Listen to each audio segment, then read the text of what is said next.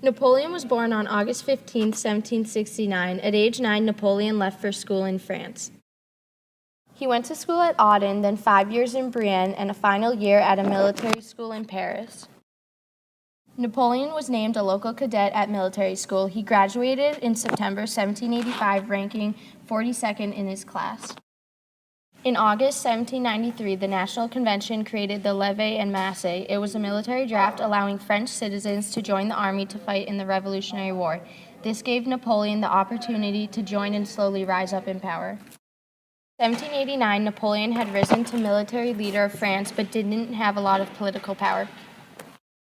Napoleon was known for creating the first consul in 1800. This created a military train with customized uniforms and battalions. Before this, the civilians would carry the weapons. One of the most important things that helped Napoleon succeed was plebiscites. A plebiscite is the vote by people of an entire country or district to decide on some issue. Napoleon used plebiscites to show how popular he was with the people and to grant him roles with greater power. In 1802, a plebiscite made Napoleon consul for life. In 1804, a plebiscite made him emperor. On December 2, 1804, Napoleon became the emperor of France in the Notre Dame Cathedral. He was the first Frenchman to be an emperor in 1,000 years. The Napoleonic Code is the civil code that gave post-revolutionary France its first coherent set of laws concerning property, colonial affairs, the family, and individual rights. It established a special commission. It also discussed the revolutionary legal revisions. It was approved in March 1804. The civil service reforms decided that government jobs should be awarded on the basis of merit, which is worthiness, instead of political affiliation, which is when a process associates themselves with and takes ideas of a certain group. Some political groups are socialists, Democrats, Republicans, Communists, Tea Party members, and Libertarians. The substitution of business protocols and methods for political members in the conduct of service. Merit arrangements were part of an administrative revolution responding to fundamental political change. The Louisiana Purchase happened because Napoleon needed funds to prosecute his ongoing war, so he had to sell Louisiana. The sale to the U.S. helped revenue. Napoleon also knew he couldn't control land so far away. He was already losing influence in the West, so it made sense to sell it. Napoleon had multiple military victories. His biggest victory was the Battle of Austerlitz. The French Empire crushed the Third Coalition. It was one of the most important and decisive engagements of the Napoleonic Wars. Napoleon won against Alexander I, Mikhail Kutuzov, and Francis II. Napoleon had multiple victories and many over the Austrians.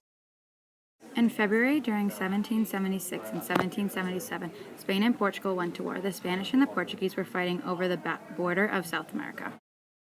The Battle of Trafalgar started October 21, 1805.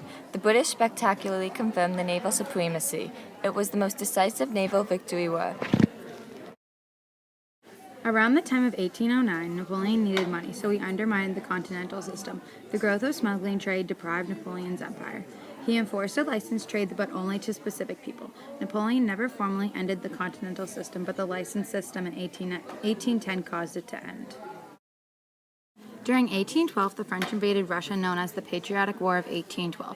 On June 24, 1812, Napoleon crossed the Neman in an attempt to defeat the Russian army. Napoleon, the French leader, won a string of intimate victories. This gave him control over most of Europe.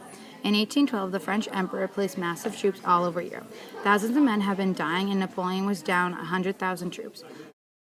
December 5th, Napoleon left the army and he fled to Paris. During October of 1813, he was defeated by the Battle of Leipzig.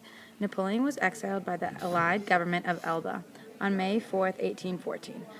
March 1815, he escaped his exile and went to Paris when he regained supporters in his emperor title. After Napoleon escaped his exile, his plan was to rule France, resume his conquest of Europe, and liberate France in front of the Allies. Napoleon's 100 days were ended by the Battle of Waterloo. The Battle of Waterloo was fought on June 18, 1850. A French army under command of Napoleon was defeated by two armies of South Coalition. Napoleon defeated signaled the end of France's domination of Europe.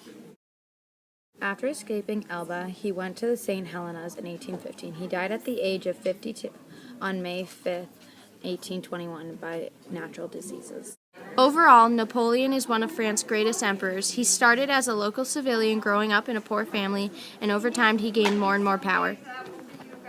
He did this by using plebiscites to show his popularity with the people and get voted by them. This is exactly like how we get to vote for our president today. All the candidates go around fighting for votes to show that they are popular with the people. The idea of plebiscites almost shapes how we vote today. Napoleon helped France win many battles. A lesson to be learned from this is that all good things come to an end. Napoleon had many successful years as a military leader and emperor, but by the end, he had some defeats and his life came to an end. It's important to study Napoleon because it not only shows us how he shaped France, it teaches us how to be great and how to not make the mistakes he made.